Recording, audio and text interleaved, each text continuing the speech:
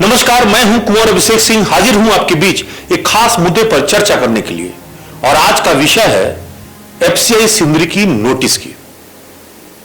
वैसे एफसीआई सिंदरी की एक बड़ी जमींदारी है उस इलाके में।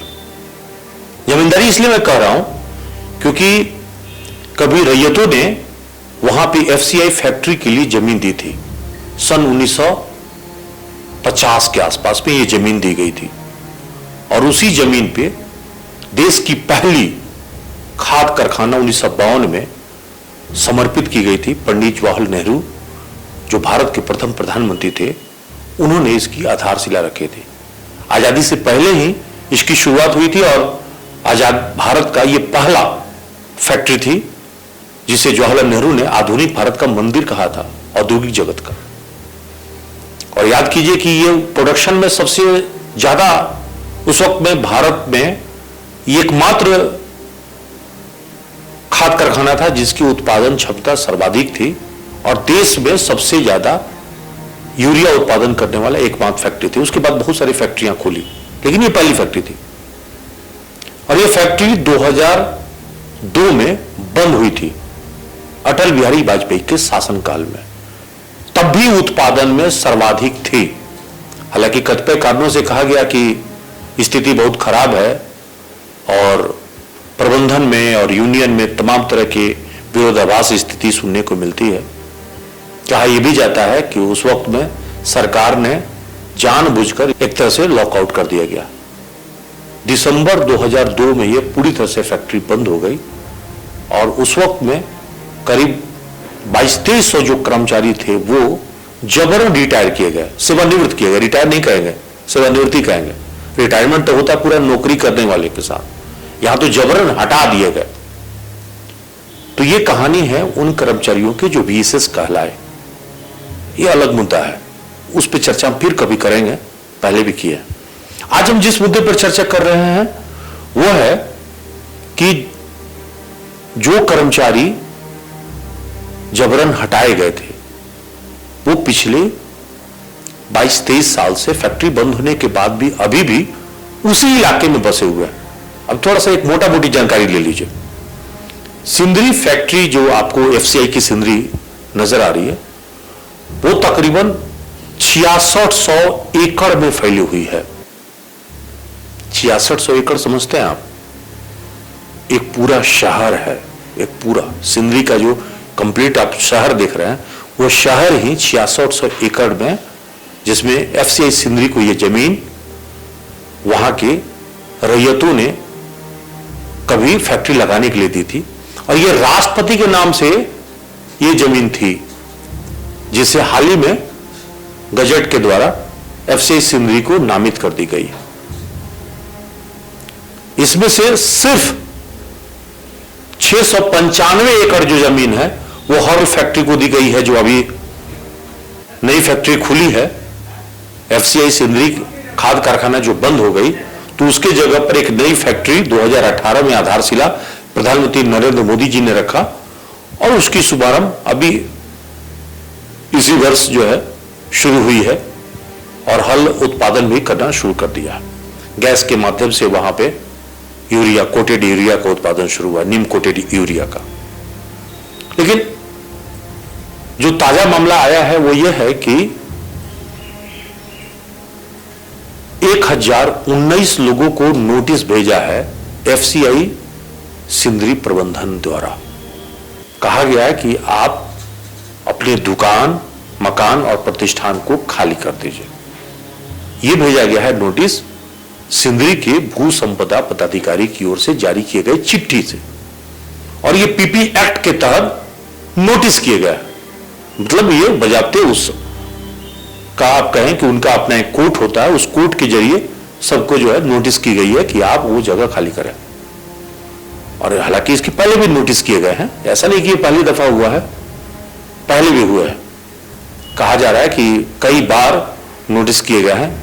हाल के दिनों में ये तीसरी नोटिस है जिसमें लोगों को कहा गया है कि आप अपना दुकान, प्रतिष्ठान जो क्वार्टरों में आपने कब्जा कर रखा है या फिर आपने जमीनों पर अवैध तरीके से दुकान खड़ा कर रखा है, आप उसे खाली करते हैं।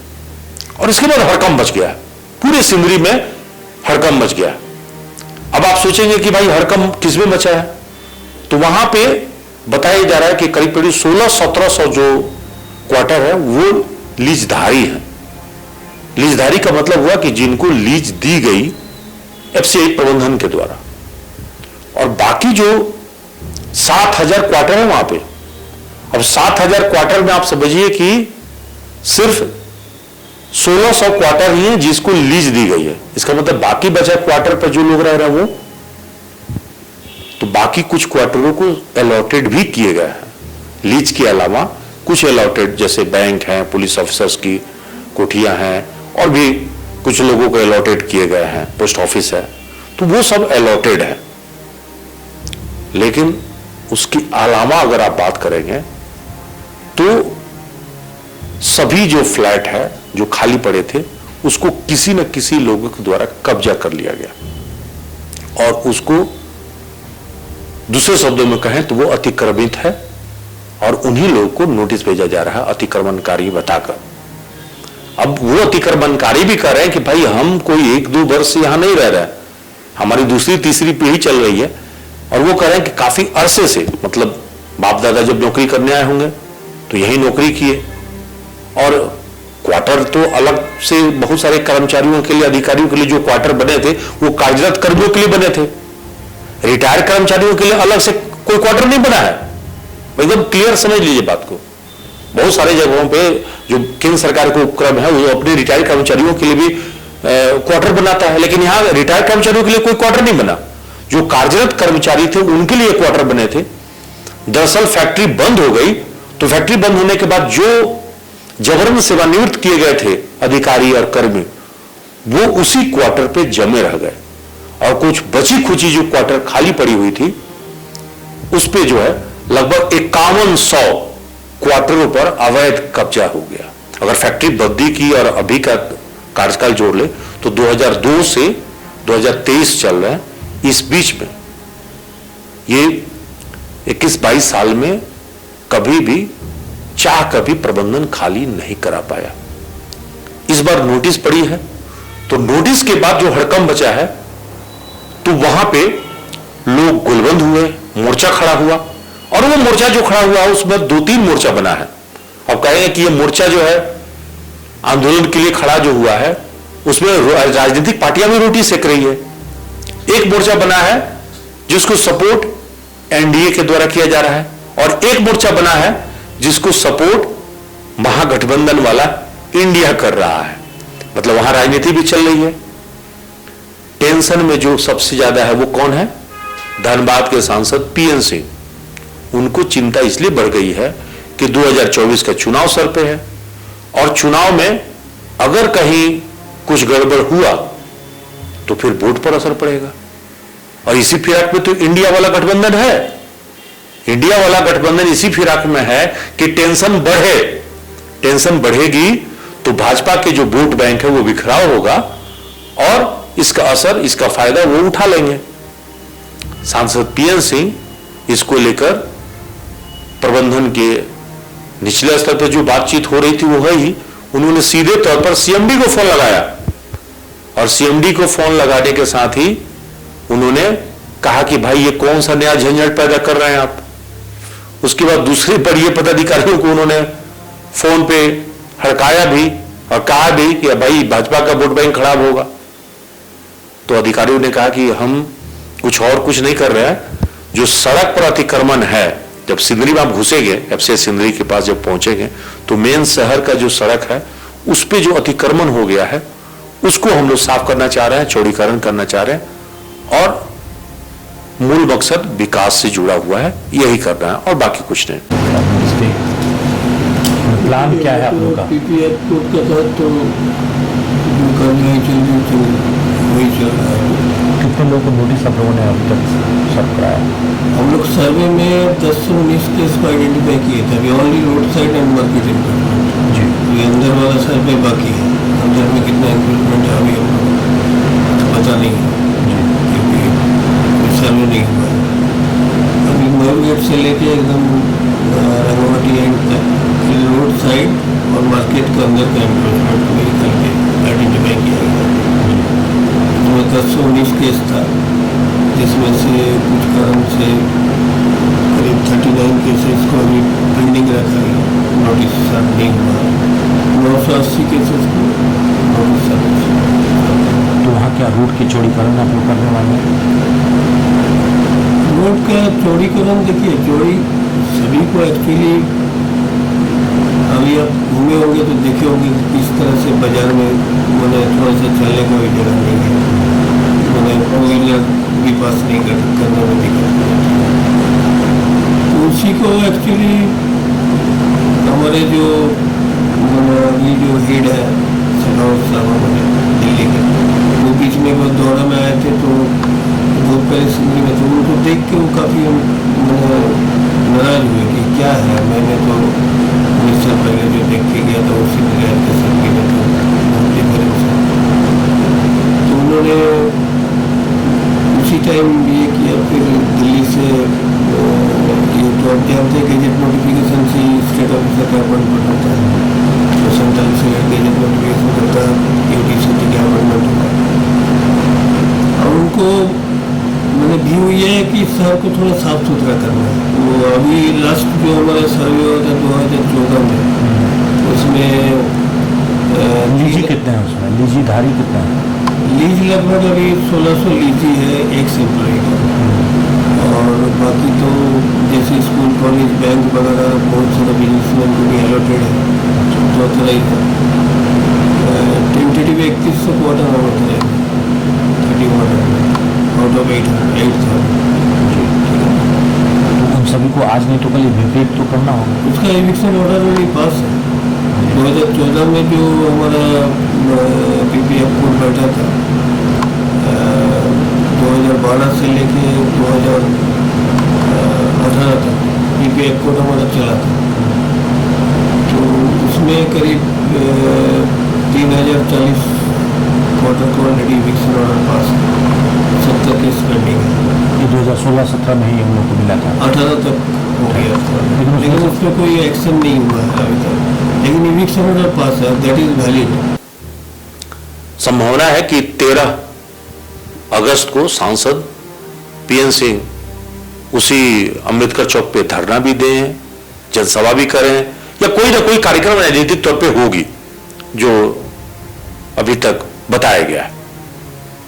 अब आप जानते हैं कि जो राजनीतिक दलों की जो प्रतिक्रिया है वो अपनी जगह है, आम आदमी की प्रतिक्रिया है वो भी सुना देंगे आपको, और जो लोकल लोग हैं, चाहे वो किसी भी तरह के पॉलिटिकल पार्टी से जुड़े लोग हैं या समाज सेवी हैं, उनकी बात भी आपको सुनाएंगे। So you started to build up ground with that. Well, they had to with the regulators. We have to. But I never mind you did it. Did the campaign in the really start? It's as I heard. I told her covered. ज्यादा मोह अरे वो charge रखिया था कि भाई आप शिवरी के बनकापन के वरिए ये पैकेजिंग पर मस्त टिकिए, आप लोग ये पैकेजिंग करेंगे तो शिवरी स्वतः उजड़ जाएगा, लेकिन लोग अपना पाद नहीं आते हैं, और यहाँ राजनीतिक पार्टी अपना लोग चला रहे हैं। क्या भाई तो भाजपा तो भाई यहाँ तो केंद्र का मामला है, तो सांसद बहुत खाएंगे केंद्र में हमारी बातों को, लेकिन ये लोग जो है यहाँ पर रखना अब लालू यादव तो ये बात को नहीं उठाएंगे, चाहे आप क्या कहना राजीव गांधी को नहीं उठाएंगे, राहुल गांधी को नहीं उठाएंगे, यहाँ हमारा सांसद नहीं उठाएंगे, हमारे बातों को वहाँ पर रखेंगे, चाहे हम लोग फिर लड़ाई लड़े और लड़ाई करने के लिए तैयार भी है, हम लोग को आश्वासन भी दिया है, लेकिन यहाँ का अपना ये राजनीति चल रहा है, हम लोग यही करते हैं। उसको जितना पार्टी के लोग जैसे आपका कांग्रेस के लोग आए, आपका क्या बोलते हैं आपके के लोग आए, ये लोग सब इस खाली कराने वाले चीज वोट पॉलिटिक्स भी है क्या, ये लोग तो वोट पॉलिटिक्स लेकर के ये सब कर रहा है। देखिए हमारा मानना है कि यहाँ भी समझदारी भारत सरकार से इस बात से मटेरियल बीच में circular looks at me and it did very that you don't see it as say you did not God next in my elevators you've got to get held over wall to be so we say about the regime और अपने रोजगार से चलाते रहे, बच्ची पिसने वाला, गीता साफ करने वाला, रिक्शा चलाने वाले सब लोग एक दूसरे से जुड़े हुए हैं, और उनका भी यहाँ निवास रहा है और बढ़ेगा। बात यहाँ इस बात की होती है ये आज ये स्थिति क्यों बन रही थी, इसके पीछे कहीं ना कहीं हमारा मानना है कि राजनीतिक स्थानीय विकास से ठीक करनी। जैसे 2004 में भारत सरकार ने एक सर्कुलर दिया, इम्प्रूव करनी, यूएसएस करनी, गुड करनी, अदर्स ऑर्गेनाइजेशन की टीचरिंग करा रहा है 30 दिसंबर 2002 को, और जो सॉक्रिफाइस है जो बीच इस आवास में रह रहे थे तो वो आवास लिख दिया गया, यूएसएस करनी। इसके बाद कहीं ना कहीं राजनीतिक शक्ति की कमी रही होगी, तो आगे और सभी एशिया में हमारा पहचान या सदा की एशिया 10 से जुड़ा है, ड्राइवर करता है हमारे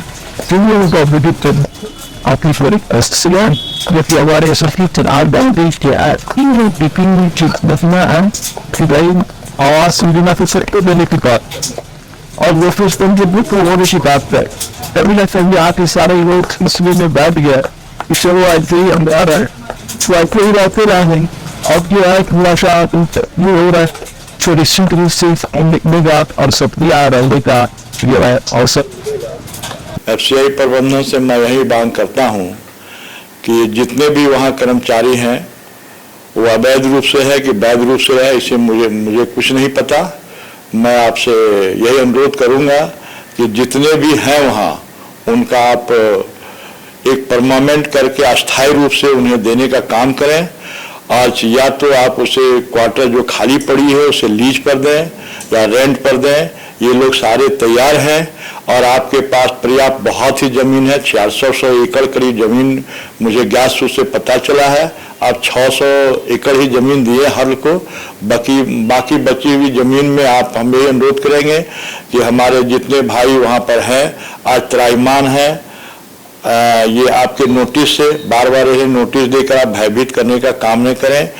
उनकी ही जमीन है, आप उस जमीन का टुकड़ा देके उन्हें पुनर्वसा दें या उन्हें जमीन दे के बसा दें लीज पर, या उन्हें क्वार्टर दे दें। जो भी उस पर लगेगा वो सारे रेंट देने के लिए हमारी भाई बंधु तैयार है। और यहाँ के सांसद महोदय से भी हम लोग सारे रिक्वेस्ट करेंगे, अनुरोध करेंगे माननीय सांसद महोदय से कि आप इन्हें एक परमानेंट और मतलब कि ये इनका बसने का व्यवस्था कर दे, जो बार बार नोटिस पर बंद दे देते दे नहीं दिया जाए, इसे शांति से रहने देने का कार्य किया जाए। धन्यवाद। लेकिन इस पूरे प्रकरण के पीछे का, नोटिस के पीछे का खेल आप समझते हैं क्यों हुआ है? आप सुनकर हैरान हो गया। उस एफसीआई में थे शेखावत जी, अब यहां पे नहीं है वो। खबर ये मिली कि जब वो सिंदरी में किसी मार्केटिंग के जरिए जब वो मार्केट में गए थे और किसी के दुकान के आगे अपनी गाड़ी खड़ा कर दी, दुकानदार ने उनकी ऐसी की तैसी कर दी। अब सोचिए, कोई पूरे इलाके का जमींदार है, उस जमींदार मतलब जमींदारी तो उसी की है ना, एफसीआई की, और उसका वो पदाधिकारी है और उसको कोई आंख दिखा दे तो क्या करेगा? बस कुछ किया नहीं, वही किया। यहां से जाने के बाद उसकी नजर थी कि जो लोग कभी उसको आंख दिखा रहे थे या उसकी गाड़ी खड़ा करने को लेकर खड़ी खोटी सुना रहे थे, आज उसने नोटिस भेज के बता दिया है कि यहां के जमींदार हम हैं, यहां के पावरफुल हम हैं। अब भुगतो तो ये अंदर की बात है। अब बात यही है, बात यहीं तक है, लेकिन टेंशन में मैंने फिर कहा कि टेंशन में सांसद पीएन सिंह है, और आपको फिर भी बता दे रहे हैं कि ये मामला ज्यादा बढ़ेगा नहीं, क्योंकि ये यूनिट जो है केंद्र सरकार की है। अब भला प्रधानमंत्री नरेंद्र मोदी चाहेंगे कि उनका वोट बैंक खराब हो? तो हो सकता है कि जो अधिकारी ज्यादा उछल कूद करे उसकी तबादला हो जाए, वो उसका ट्रांसफर होना स्वाभाविक है कि हो सकता है। अगर भाजपा के लोग इस पे दबाव बनाएं तो कुछ भी हो सकता है। फिलहाल तो हम यही कह सकते हैं कि 2024 तक वहां एक पत्ता भी नहीं हिलने जा रहा है और कोई किसी का क्वार्टर खाली होने नहीं जा रहा है। भला वोट बैंक में सेंधमारी कौन चाहता है कि उसका वोट बिखराव हो जाए? इसलिए 2024 तक आप मस्त रहिए, स्वस्थ रहिए। एफसीआई सिंदरी का कोई क्वार्टर खाली होने नहीं जा रहा है। आज के लिए इतना ही। सहयोगी रोहत के साथ अभिषेक कुमार न्यूज एनपी, धन्यवाद।